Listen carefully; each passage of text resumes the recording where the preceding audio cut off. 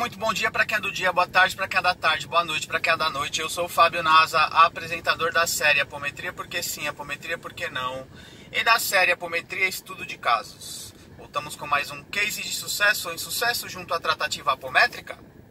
Não. Na verdade, sim e não.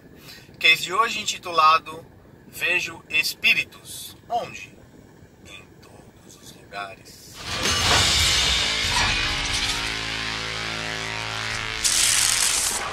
Muito bem, voltamos com mais um case de sucesso ou insucesso junto à tratativa apométrica? Ponto de interrogação?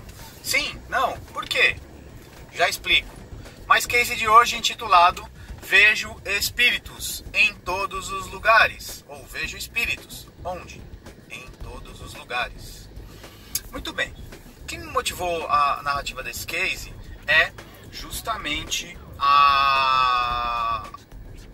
uma ligação que eu tive, acho que há 2 dias, de uma filha de uma aluna que me pede uma orientação bastante interessante, que no papel de liderança, de instrutor de apometria já e transitando aí, dirigente do Núcleo Vida Plena, as pessoas acabam lhe buscando como referência para algumas coisas. E eu tomo muito cuidado hoje para não fazer o papel de guru e de sabe tudo. Eu não tenho verdade absoluta, mas há uma certa experiência em muitas coisas. Muitas das narrativas de todos os cases aqui são vivências reais que eu tenho, práticas. Então isso traz uma grande credibilidade do contexto a qual vivencio. E aí, eis que a pessoa me liga pedindo uma orientação, trazendo a seguinte questão: Fábio, durante esta noite eu, em princípio de um sono físico, eu começo a ouvir sons na minha casa. Moro eu e minha mãe, meu filho pequeno, ambos estavam dormindo. Me certifiquei ainda com medo da situação a qual estava ocorrendo, me certifiquei que não era nada presencialmente física, até porque além do ouvir dos barulhos, eu passei a ver alguns vultos na minha casa. Muito bem.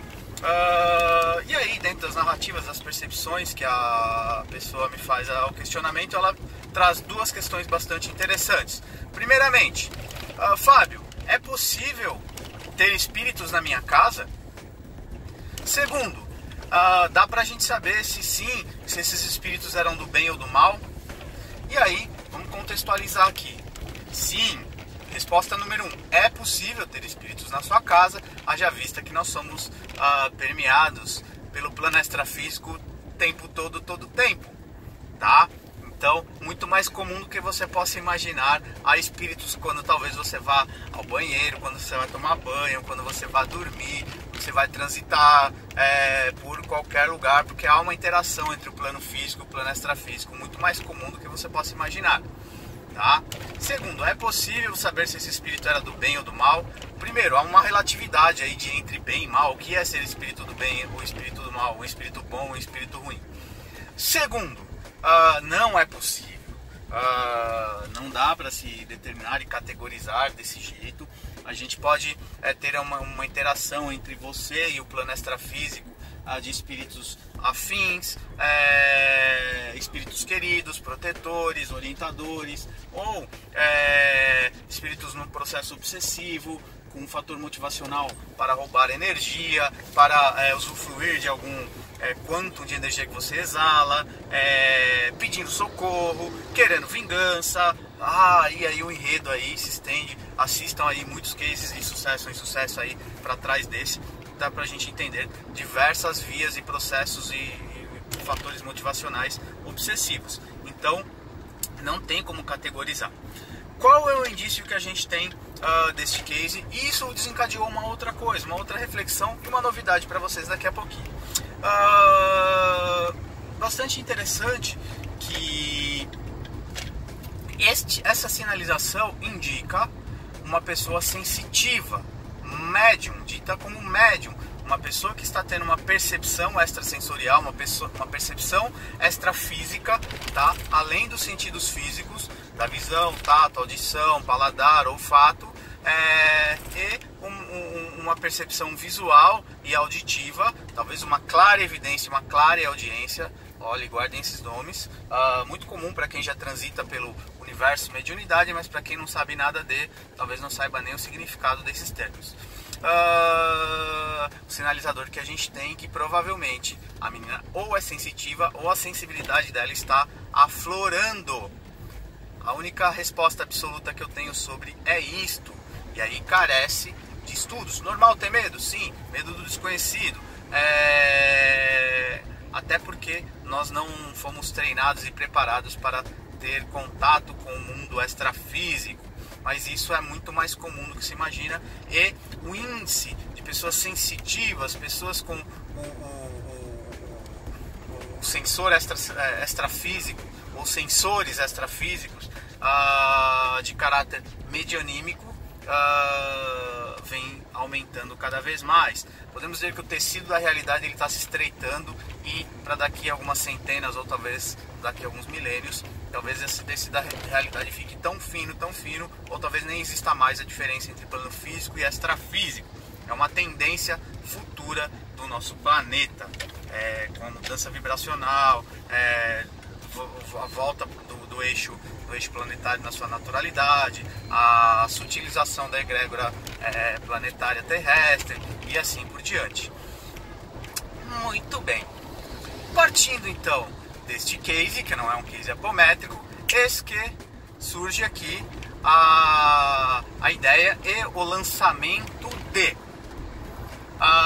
antecedendo o nosso curso de desenvolvimento mediúnico e educação mediúnica sobre uma ótica universalista, que será ministrado presencialmente no Núcleo Vida Plena, ok?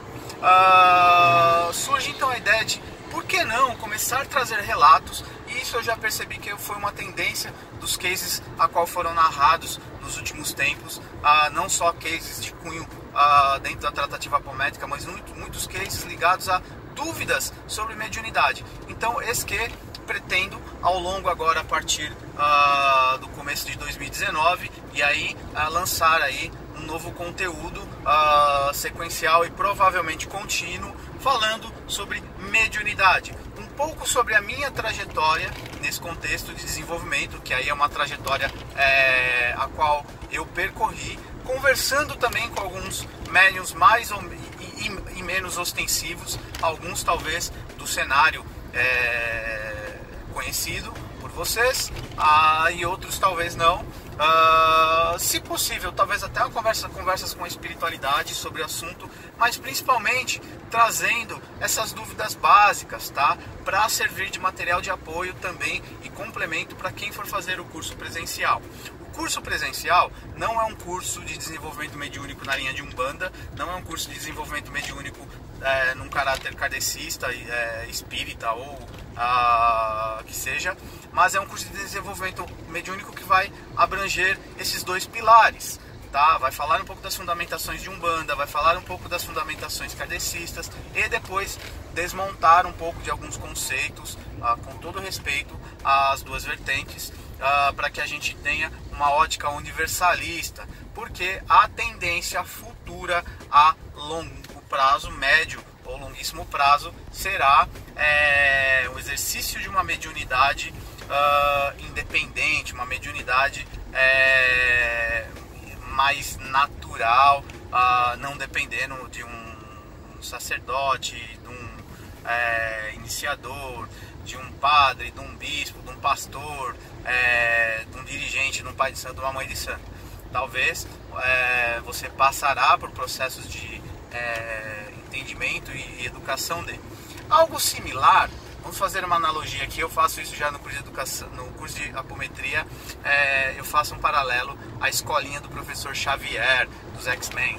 Um médium nada mais é do que um pequeno X-Men, ele tem um atributo a mais, ou alguns atributos a mais, alguns poderes, não são poderes no sentido literal da palavra, tá? Não levem isso ao pé da letra, mas tenham certas habilidades a qual ainda desconhecem, que precisam ser conhecidas, entendidas, o funcionamento e depois educadas.